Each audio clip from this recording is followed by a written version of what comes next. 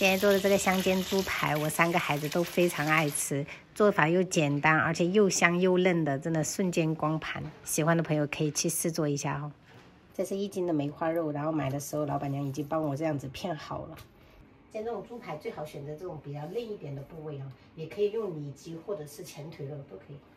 用這種刀背稍微給它敲一敲，把這個肉質給它敲鬆散。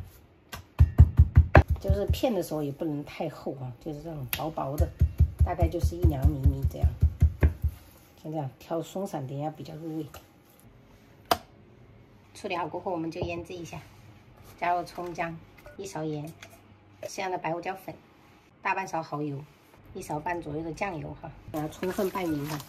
一定要讓這個肉哈提前入底味，不然的話等下煎出來是沒味道的哈。給它醃制個20分鐘。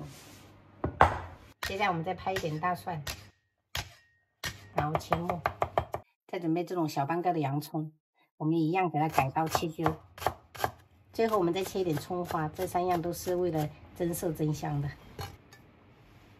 豬排醃制好過後，我們把這裡面的這個蔥薑給它挑掉，加入多一點的這種地瓜粉，然後少量的清水啊稀釋一下，然後充分抓匀。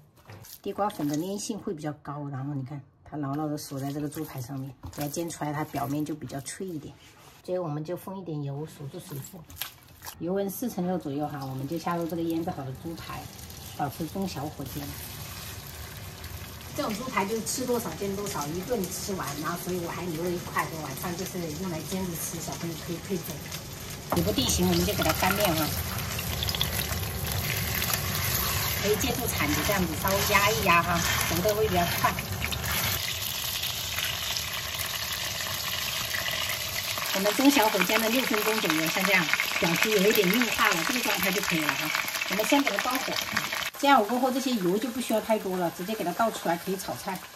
我們再用剪刀給它剪成小塊一點，然後繼續給它加熱哈，朋友們。然後我們再下入這3樣哈，給它稍微炒一炒，炒出香味，真的是巨香，朋友們，看着就老有食欲了。最後我們可以撒一點這個孜然粉哦。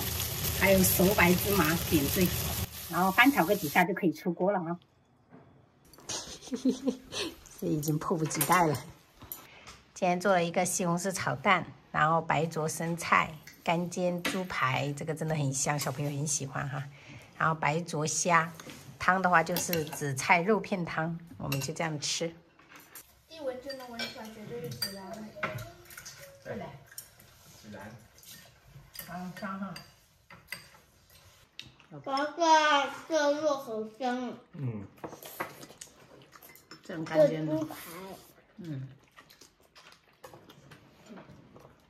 對。就是要這裡面的肉都是入味的，而且一點都不柴，很嫩。